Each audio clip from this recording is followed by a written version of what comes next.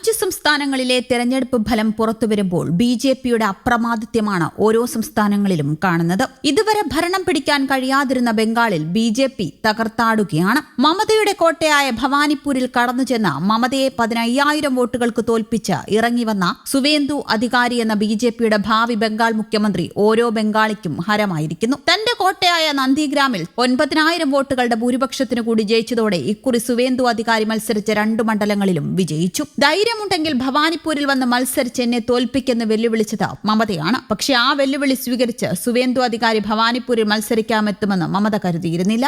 പക്ഷേ ആ വെല്ലുവിളി ഏറ്റെടുത്തു എന്ന് മാത്രമല്ല, ഭവാനിപ്പൂരിൽ വിജയം കൊയ്യുകയും ചെയ്തു സുവേന്ദു അധികാരി. ഭവാനിപ്പൂരിലെ വോട്ടെണ്ണൽ നിറയെ നാടകീയതകൾ നിറഞ്ഞതായിരുന്നു. പോസ്റ്റൽ ബാലറ്റ് എണ്ണിയപ്പോൾ സുവേന്ദു അധികാരി മുന്നിലായിരുന്നു. പിന്നീട് ആദ്യ റൗണ്ടുകൾ എണ്ണിത്തീർന്നപ്പോൾ മമത മുന്നിലായി. 18ാം റൗണ്ട് എണ്ണാനെടുത്തപ്പോഴാണ് വീണ്ടും സുവേന്ദു അധികാരി മുന്നിലായത്. 20 റൗണ്ടുകളിലും വോട്ടെണ്ണി അന്തിമ തീർപ്പ് കൽപ്പിക്കുമ്പോഴേക്കും രാത്രിയായിരുന്നു. 2021 തന്റെ കോട്ടയായ നന്ദിഗ്രാമിൽ വന്ന് ധൈര്യമുണ്ടെങ്കിൽ മത്സരിക്കുവെന്ന് സുവേന്ദു അധികാരി മമതയെ വെല്ലുവിളിച്ചിരുന്നു. അന്ന് വെല്ലുവിളി ഏറ്റെടുത്ത മമത നന്ദിഗ്രാമിൽ മത്സരിച്ചു. പക്ഷെ അന്ന് വിജയം സുവേന്ദുവിന്റെ പക്ഷത്തായിരുന്നു. ഇതോടെ ഇങ്ങനെ ധൈര്യമുള്ള ഒരു നേതാവ് വേറെയുണ്ടോ എന്ന ചോദ്യം വ്യാപകമായി ഉയരുകയാണ്. വോട്ടെടുപ്പിന് മുൻപ് സുവേന്ദു അധികാരി ബംഗാളിൽ നടത്തിയ പരിവർത്തൻ യാത്ര കുറച്ചൊന്നുമല്ല ബംഗാളിലെ സാധാരണക്കാരെ മമതയ്ക്കെതിരെ ഇളക്കി മറിച്ചത്. ഇക്കുറി തെരഞ്ഞെടുപ്പ് ഫലങ്ങളിലെ ഏറ്റവും വലിയ വിസ്മയം പശ്ചിമ ബംഗാളാണ്. പതിറ്റാണ്ടുകളോളം ഇടതുപക്ഷവും പിന്നീട് 1.5 പതിറ്റാണ്ടോളം മമതാ ബാനർജിയും അടക്കി വാണിരുന്ന ബംഗാൾ മണ്ണിൽ ബിജെപി അധികാരം പിടിച്ചെടുത്തു. കേവല ഭൂരിപക്ഷമായ 148 എന്ന സംഖ്യ ബഹുദൂരം പിന്നിലാക്കി 194 സീറ്റുകളിലാണ് ബിജെപി മുന്നേറ്റം നടത്തിയത്.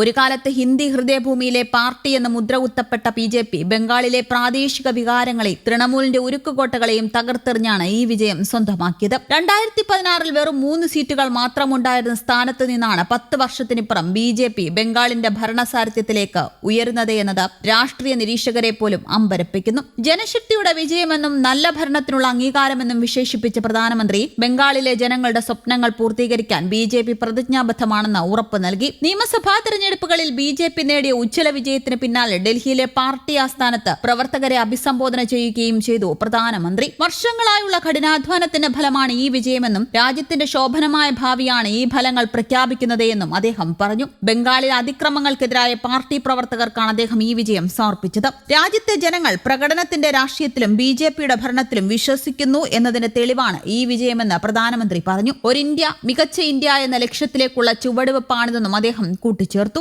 കേരളം, തമിഴ്നാട്, പുതുച്ചേരി, അസം, ബംഗാൾ എന്നിവിടങ്ങളിലെ ജനങ്ങളെയും ബിജെപി പ്രവർത്തകരെയും അദ്ദേഹം പ്രത്യേകം അഭിനന്ദിച്ചു. പാർട്ടി അധ്യക്ഷൻ നിതിൻ നബിന്റെ നേതൃത്വത്തിൽ നടന്ന ആദ്യ പ്രധാന തെരഞ്ഞെടുപ്പിൽ ഈ നേട്ടം ചരിത്രപരമാണെന്ന് പ്രധാനമന്ത്രി ഓർമ്മിപ്പിച്ചു.